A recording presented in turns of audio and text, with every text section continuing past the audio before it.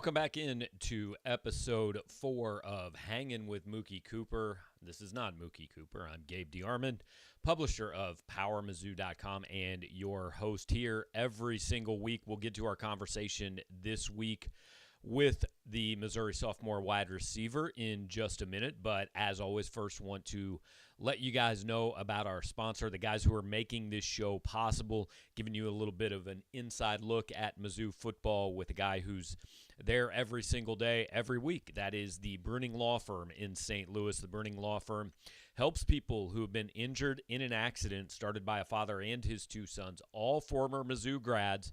They're going to treat you like family, helping you recover and get the compensation you deserve. The Bruning Law Firm is your Missouri law firm, and if you need to get in touch with them, you can access their website at bruninglegal.com. That's B-R-U-N-I-N-G. You can get in touch with them by phone at 312-736-7643. But if you go to bruninglegal.com, you can do an online chat, get a little bit of a consultation, and really just get everything you need. Again, Bruning Law Firm, a personal injury firm. They're going to help you get the compensation you deserve. Huge Mizzou fans, big supporters of PowerMizzou.com and of this show as well, bringing it to you guys every single week and making this possible. And without any further delay, let's get to episode 4. All right, we bring Mookie Cooper into the conversation now. Star of the show, Mookie, how's things going, man? Pretty good. Top of the morning right now. About to get into the same old thing, same old thing. same classes, same workout, all that. Yeah. So last week we talked about kind of your first recruiting process. This week, eventually, we're going to get to the second one, but the whole idea of this is we want to take everybody kind of through your story and your career as a football player. We've been doing that chronologically, so we're up to your freshman year at Ohio State. And I guess before we get into things, just you said last week, like, you had never been on an airplane before your first recruiting visit. So you're going to this brand new place you visited, but tell me what it's like, man. 18-year-old, go up there and your mom drops you off, and then, hey, there you are all of a sudden in this new place you never really been. See, it's like my mom dropped me off, but she still was there, because for like the first month, she probably called me every day, trying to just still check in if I need anything. Do I need her to make a trip down there? So it was just like real. She was still there. So like, but when I first got there, I can say like it was real good to just be away from parents. Like, like when you first get to college, it's like, dang, I'm finally on my own. So like, you happy you got that freedom. But it was a lot of adjusting. Like, it was a lot of like, I ain't gonna lie, I'm the youngest of 4 kids, right? So I never really had to do too much, like, because I had big brothers that did it, or my mom would do it. Like, so it was a lot of stuff I had to learn as a man for myself since I had been to college or whatever. So it was like a real learning experience for me as well, just being on my own and having to actually do stuff for myself. But I'm saying, it was fun though when I first got there. It was fun. Did you move to campus in like June? Were you there early summer? I was an early enrollee, so I got there in January. Okay, so you get in right there and taking classes and all that. You go through spring football, I assume, or were healthy? Yeah, I went through spring football. I got winter workouts, then spring football, then we had summer. But while I was there, COVID kind of messed up everything. So like we had one day of spring football while I was there at Ohio State, and then COVID shut everything down. So that didn't go totally high. I didn't get the full experience. Then when we come back, is all these changes. So like I had a experience of a freshman year as a college, kind of, but they were all telling me like, you didn't even get to see how it really is. You didn't even get to see Columbus. Yeah, I kind of realized that when I started looking at some things that you were up there during right in the middle of right after COVID hit. And I want to talk about that in a minute. But so kids say all the time, like, I get to college and you kind of don't realize the difference between high school and college as far as football goes. I mean, I know you didn't really go through everything right away, but was there anything that you got up there and you're like, Oh man, this is like this is a whole new world I'm in right now. No, the first workout, like we literally had. It felt like we had a warm up that was like 20 minutes, 25 minutes. It felt like that was the whole workout, bro. When I tell like we was so tired, we was like so tired. We like, what? This just the warm up. So like for the most part, really like that first hit my face was the workouts. Like the intensity of it, like how much focus the detail you had to do like on a workout just on like starting your foot behind the line, or if it's on the line, like just small stuff like that, like could cost you a whole nother rep, a whole nother set to start over, something like that. But just the intensity and the amount of detail you got to focus on was really like the biggest change from high school to college. Do the older guys kind of after those first couple workouts tell you, don't worry, man, I was the same way? Yeah, they say they kind of at the end, but during the workout, they was ripping us. Like they was letting us know, like they don't care about you a freshman. They don't care about none of that. Like you got to come here and work, pay attention, and they gonna hold you to that same standard. You know? Yeah. So you get up there, you've been there for a couple months, and then all of a sudden it's the middle of March and the whole world stops. So what's it like being a college kid up there? And all of a sudden, I mean, are you guys having classes, or you got to stay in your dorm? What was everything like up there? See, honestly, we had when COVID first hit after the first spring ball, they sent us home. So like I was at home in St. Louis for like maybe 2 months, a month and a half. Whenever it hit, I don't remember exactly when it hit, but I know we had got back to campus like early June or something like that. Okay. So we was at home for a while. They sent us like with a home workout card and things to follow as far as to stay in shape. But I ain't gonna lie, like I had just got to college, hated the workout. So like when COVID hit, I was working out some, but like was I really just following the whole thing? Because I'm figuring like, okay, this COVID thing gonna take a while. Like we at home for a while. You know, I kind of got used to, I was kicking it with my high school friends. So like it kind of wasn't all the way, I wasn't all the way where I needed to be as far as being disciplined with the workouts. But it was like, yeah, COVID just made it like a stretched out break kind of. Because then everything was kind of virtual. School kind of stopped for a while. Everything just, it was like too much free time, kind of, honestly. Too much free time. So I remember that whole summer was just kind of a fight every day about, hey, nobody even knows if they're going to play football this year, right? I mean, now, look, I kind of knew at that point, I'm covering the SEC. There is zero chance the SEC is not having football. Like the SEC is always going to have football. But you guys are up there in the Big Ten, and like they actually came out. They said, hey, we're not playing. I mean, what's it like being on the side of that where you've got absolutely no input into this? You're just waiting to hear from your coaches. Hey, we're going to play. We're not going to play. What's going to happen? I ain't gonna lie, it was crazy up in Columbus. Cause like when they was making that decision, you know, every day it was kind of like we was waiting to hear a new response on if we're gonna play it, if we're not. And then, you know, me coming to younger guys, we're kind of quiet about it, like we wanted to play, but it really impacted more of the older guys who had dreams of leaving out for the draft that year and had some big expectations for themselves. So like guys, you would see guys actually guys was actually crying like once they said that we couldn't have the season and that everything was postponed because like, you know, everybody, it's that year for a lot of people. Everybody want to make their dreams come true or whatever. So it had really hit us hard there, and it was really just like a moment where you just didn't know what will happen next. Like that's how COVID was. You just never knew what was going to happen next. So yeah. So you were saying when you went home, like you're maybe not doing the workouts as intense as you would if you were up there. Is the same thing happening? Like when they come and tell you guys, hey, we're not having a season, does everybody just kind of check out? I mean, did that like impact you guys once the season started? Because a lot of guys had maybe checked out during the summer. I mean, I'm not gonna too much speak for others, but like I know just being around college football, like maybe a lot of guys did probably, I don't say just check out completely, but since we're not having a season, okay, let me take a step back. Some guys probably didn't want to touch a ball, do nothing for a week, like just sit there and not do nothing. But for a lot of guys, it could have motivated them to just train harder, keep going while in this off time. Like for the ones that know that they have a chance of leaving that year, they want to stay in shape, stay on top of it or whatever. But yeah. So I know when you're a national recruit, like every single player thinks, hey, I'm just going to step right in. I'm going to start. This is how it's always been. I've always been the best player. So when you got up to Columbus, kind of what were your expectations for your first year? And then how soon did you kind of think, all right, maybe I need a minute to get adjusted to what this is?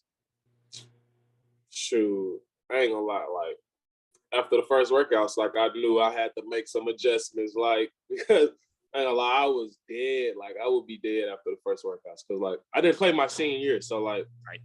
I had gained like maybe like 5-7 pounds my senior year away from football. Like I would train a little bit, but like it wasn't no every day where I'm just grinding 3 hours, 2.5 hour practices, sweating super hard every day. Like, no.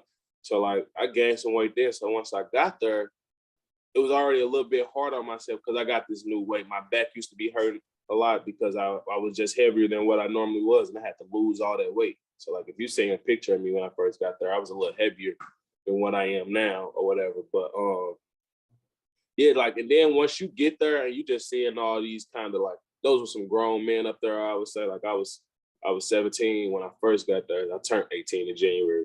But them was some real grown men. So I didn't expect to really start once I got there. Maybe like in my recruitment process, like how everything was sold or whatever. I probably had an idea, but when I got there, like I didn't think I was just finna start out the gate right there, like after being there and seeing like the intensity of the building, how everything just was around. I didn't think I would just start out the gate. Yeah, I mean, it is that hard going from again the guy that's been the best player on most teams you've ever been on. You were talking about scoring 30 touchdowns as an 8-year-old, and now having to wait your turn. Just what's that do to you mentally? Is that tough? I mean, I ain't gonna lie, that's tough as hell. It's like, during the season, like before the season started, you kind of working and everything is cool. So like, if you're not going with the ones, you're not too much. You feel some type of way, but it didn't affect me as much as it did during the season. So like during the season, like it's like every game. I didn't play one snap at Ohio State, so it was like every game. It's just like this is no hating. Like I got some real good friends there, but it's just like I never seen myself as too much of a just strictly like a cheerleader. Like I would just literally sit on the sidelines, just clap the whole game, clean uniform. Like it just was so like crazy to me. Like I just never could, like I had times where like I would be at my lowest and I ain't gonna lie, I honestly told my mom before, like, I just wanted to stop playing football because it was like we practiced so hard. It was so demanding up there. And it was like, I just don't get like how I can't play special teams or go tackle somebody or something. I'm like, I don't get how I can't do nothing. So like it made me at times like where I didn't even want to play. I didn't even want to come out of my room up there. Like I didn't even want to be around people because it was just like, why am I even here? Like, what am I doing? Like, I kind of got distant from a lot of people and it took a toll on me mentally real heavy. So like, I can't lie and sit up like everything is peaches and cream, but like not playing most definitely going from a star you think you are to just not even being able to do anything is a real humbling experience. You talked last week a little bit too about, sometimes calling home and all that. So I think a lot of times a lot of fans will look at you guys and they think, hey, you're grown men and you're out there and you're on national TV doing all these things. And maybe the whole idea that, hey, these are 18-year-old kids that are going through some things just like regular people go through, gets lost a little bit. I mean, so what was kind of your low point? Just, I mean, just the mental health aspect of it. Is that something that a lot of guys maybe deal with that we don't know about, that, hey, either I'm not playing as much or I got hurt and I can't, or I'm away from home? Is that just something that goes on with a lot of guys that maybe we don't know about? No, most definitely. I think there's a lot of guys, like when I first got there, not when I first got there, but when things started to take a toll on me, I ended up speaking with I actually had a therapist I ended up getting with, like just someone I just get my thoughts out to, because I'm a real like what's the word I want to call? Like I stay to myself a lot. I don't know what word I want to call. So like I don't really I don't let things out for her. I won't tell nobody anything, like, but I end up having to speak with her because it was just like help get things off my chest. And when there's a lot of guys on the team that had went to her as well, like that I didn't even know or whatever. But even guys that went through injuries, like you said, people have their own problems at home that could affect you so far away that you can't really do too much about. Like, there's a lot of things that go into it as being just a D1 athlete away from your family or whatever. So there's a lot of guys that still get into it now. Like when I first transferred to Mizzou, I still went in to go speak to someone when I first got here, just to continue that same thing going. But eventually, as things got better, like I kind of got away from it. But even now, to this day, we have Scotta. She works in our sports psych thing, and I don't go every week, but we talk on a regular. Like during the season, I used to go like every week, kind of. But ever since we've been back in winter workouts, and it was kind of due because of my injury thing, like we was kind of going or whatever. But now I don't talk to her that much, but she still checks in often. So I feel like a lot of guys go through it because knowing there's only 22 guys that can play on the field, and there's 100 guys on the team. I'm sure I'm not the only one.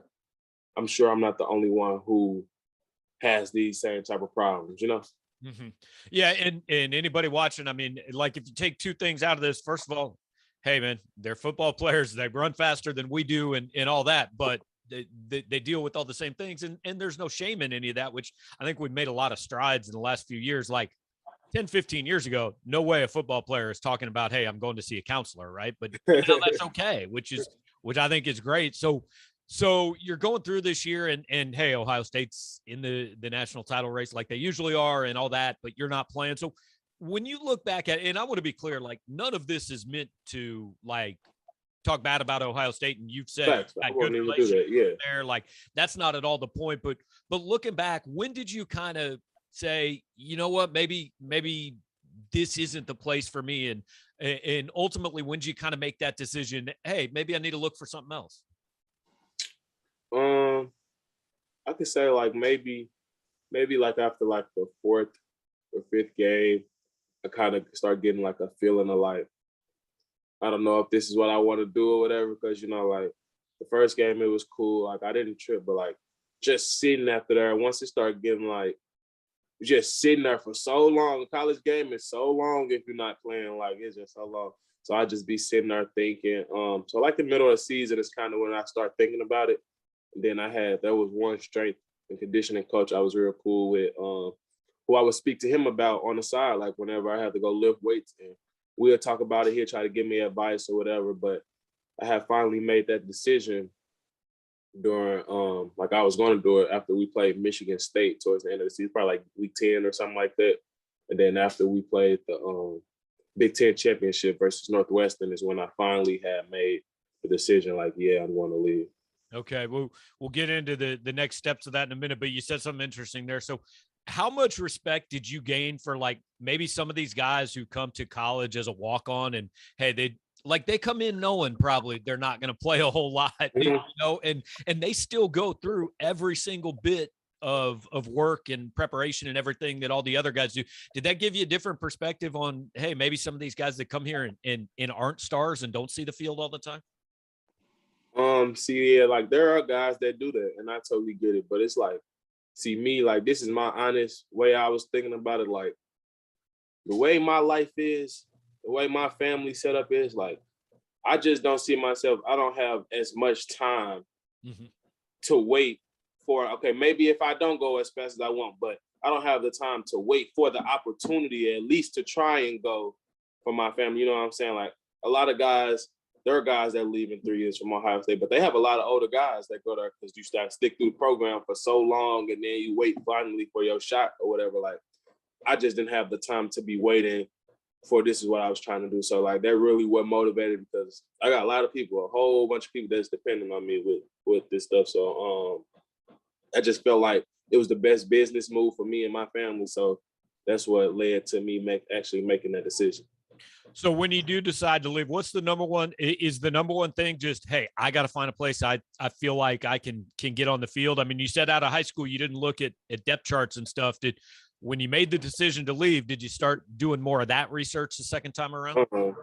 Yeah, I did that. But honestly, when I first knew, like, for sure I wanted to play in the SEC.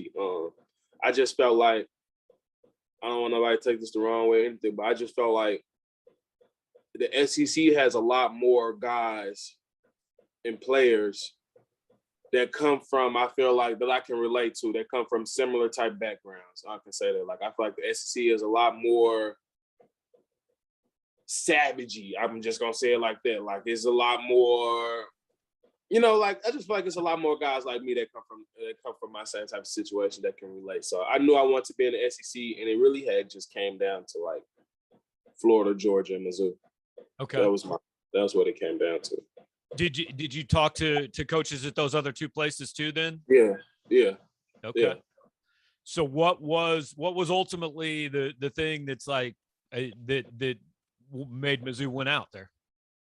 My family, bro. Like, I knew my mom would come to Georgia, Florida games. Like, that's it. She'll find a way to make sure she at the game. But like, she might all for sure, but like, it's just a difference. Like, after I could leave a game, I didn't even play for real at Mizzou. Like, I could have not even played, could have even had not dressed out, but I could still have 10, 15 family members super happy just to see me walk off a college field, like, all just super happy. You know, like, it's just way different having a whole support system that's really out there, not just sending text messages, like, that's really out there watching you. You didn't even play, but they still happy, still turn, you know, like, it's just a big difference. So just having my family be able to be around, and then just being able to just do it from where I'm from, you know, like, it just meant more to me because I'm from here. Yeah, and especially after your year at Ohio State with, you know, and I'm sure COVID added to all of it, right? You're playing in front of no fans. You can't really go out and see all your friends. You can't go home for a weekend. Like, how much do you appreciate that?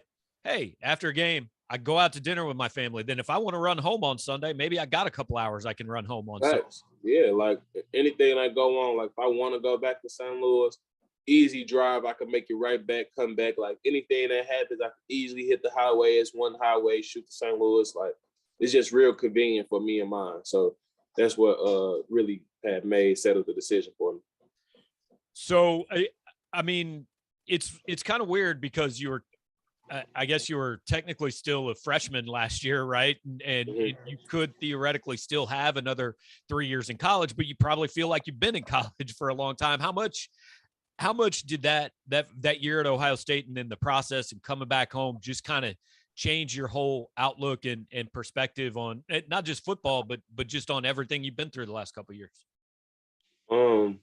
It just made it feel like, see, at first I was kind of upset about that year, but I just look at it as like, I didn't play my senior year. I just looked at it as like a year of just getting back to football. Like, even though I wasn't playing in the games, like, eventually that strength coach I was talking to at Ohio State before I entered the portal, he would just tell me, like, just use these practices to get better at your craft, like, get better for yourself or whatever, you know, like, every rep I get in practice, make sure I'm going hard just to build myself up for when I got the opportunity to take off for myself, you know, so I'm always ready. It ain't like I've just been sitting back, not doing X, Y, and Z. Then I got to readjust once I get to my new school. So just having that year off or that year not playing, it was just like a learning experience. You know, I learned a lot of Ohio State, like I said before. And yeah, it just really helped shape me a lot. It helped build kind of some foundations that I have for myself as an athlete and as a person from being there. And it just kind of let everything take off from there. All right, so you know the transfer portal is like this big hot button topic in college football, right? And it's funny because the fans of, and it's not any one team, but fans of any team, they're real mad when the guys from their team transfer away, but they're cool with guys transferring in, right? So I'm just curious, as a guy who's been through this, and now you had the chance to transfer and not have to sit out a year and all that, what would your message to fans be that like think this is a bad thing or think it's guys giving up on a team or a situation? What would you say to them to maybe kind of try to make them see your side of it? Man, I would tell them, look at it like it's if it was yourself. Like, put yourself in a position where you got a job opportunity to get a raise and move somewhere else for your family, or stay where you at and keep struggling and barely making a providing for your family. Like, in this world, you just got to do what you got to do. It's never nothing personal. Like, a lot of the fans, we don't even know you as fans. So like, when we make the decision, we not even thinking about you. One, two, like, it's not trying to hurt your feelings or like make you feel some type of way. Like this is solely off of that athlete, that player, and what he feels is best for him. So like when fans just get to talking crazy to players or comment, like it's just wow, because like you're gonna cheer for somebody else anyway. Like you're just gonna keep cheering, like let me live my life and choose what I feel is best for you. And you just choose what's best for you, like, you know. And the other thing is, I mean, you know, like your receivers coach at Ohio State very easily could have taken another job. Like if he gets a job as an offensive coordinator and gets $1 million raise, he's probably leaving. So I like I don't know what you think about it. I like the one-time rule. Like now that you're at Missouri, you've already transferred. Hey, if you decide you want to transfer again, then you are going to have to sit out a year. So it's not this unlimited thing, but it does give everybody a chance to either maybe fix a mistake they made or just better their own situation, or if something changes around them. And I don't think there's much downside to it. Yeah, fact. I agree. Like that one transfer rule, I think that it is good. You shouldn't just be able to just keep bouncing around or whatever. But what you said about the coaching is so true. Like a coach can leave in a split second, and like we would have no control over it, and everything could be good for them. They doing what's best for their family because they got a wife and kids.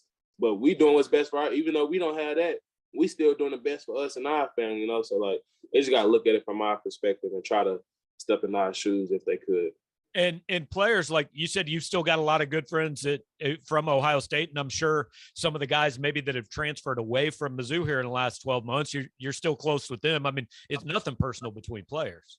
Right. No, I still talk to some guys. We check in probably like once every week or a couple of weeks, you know. But it's just like everybody know you just gotta do what you gotta do in this world, like for you. So at the end of the day, you gotta make sure you're taking care of yourself. Absolutely. So appreciate all the insight into that, Mookie. And I told you next week we're gonna open it up for a minute. We're gonna take some questions from fans for you. So it could get a little interesting there. But I'll be I'll kind of sift through some of those questions. Bet. All right, cool. That's cool. All right. So that is Mookie Cooper once again joining us, and as he has every week, just very open and honest, and giving you guys an insight and a view that you don't get from these players a lot of times. And I hope this doesn't come off ending this as preachy or anything, but I do think maybe the most important thing that hopefully a lot of people get out of this, out of any of these 10 episodes we're going to do, is, you know, I think a lot of times because these kids are recruited and we know who they are when they're sophomores in high school, and they're fast and they play a game that a lot of us either played maybe not at that level or wanted to play but just couldn't. I think we put them on this pedestal, and sometimes we forget they're just, I mean, like Mookie said, he was a 17-year-old kid when he moved to Columbus, Ohio. And, you know, the bit in there about him being open and saying he saw a counselor, still does, and talks to people at Mizzou. I think that's a big thing because, like I said, 15 years ago, college athletes, pro athletes, they couldn't say that. And now they can. I think that's – and I think it's great that he's willing to share that part of him with you guys and with everybody watching because – you know, the old saying, hey, it's okay not to be okay. And even these guys that we think everything's great and they're playing this game and they're getting college paid for and it's all perfect, sometimes it's not.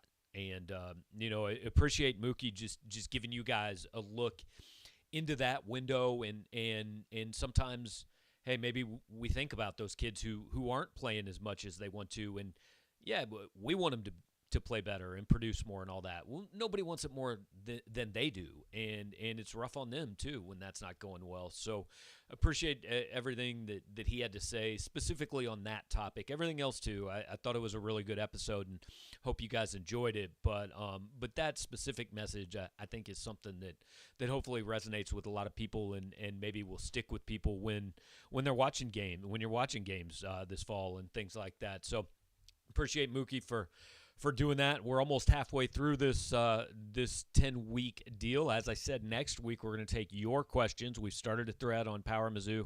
Already got about 30 responses, something like that. I think we'll have a lot more by the time we record with Mookie. So if you have a question that you want to ask a player that maybe you don't think you'd normally have a chance to get answered, jump on that thread on Power Mizzou, and that is for subscribers only. Obviously, you can watch this. If you don't subscribe, we hope you all do. But for subscribers only, to ask Mookie a question during next week's show, that'll air next Tuesday. And as always, making this thing possible for us is the Bruning Law Firm in St. Louis. Bruning Law Firm, a personal injury firm. They're going to treat you like their own family. And they know about family because it's a firm that was started by a father and his two sons. They're Mizzou alums. They're PowerMizzou.com subscribers and supporters. They are big fans of all things Tigers. We're very excited to work with Mookie, and they would also be very excited to work with you if the need comes up. Obviously, I think I can speak for them. We hope you don't get hurt. We hope you don't need their services, but it's a fact of life. Sometimes things happen, and if you have been in an accident, if you find yourself in a situation where you think you deserve a little bit of compensation for some of the things you've gone through, the Bruning Law Firm is where you want to turn. You can call them at 312-736-7643, or you can go to bruninglegal.com. Again, 312-736-7643 or bruninglegal.com. Those are your resources to get in touch with the team at Bruning Legal, a personal injury firm that is going to take the best care of you that they possibly can. They've certainly been good partners of ours and appreciate their contributions and their willingness to be a part of this and make this show happen with Mookie this spring. So thanks to everybody there. Thanks again to Mookie Cooper. Thanks to all you guys for watching or listening. Hit the like and subscribe button if you watched on YouTube. If you're listening on the podcast, leave us some nice reviews, comments. Share this with your friends. Let everybody know what we're doing here. And, hey, it's February. Spring football's starting up. Everybody's getting back in football mood a little bit. So binge the episodes, catch up with everything Mookie's had to say, and stick with us through the rest of the shows. We'll talk to you next week.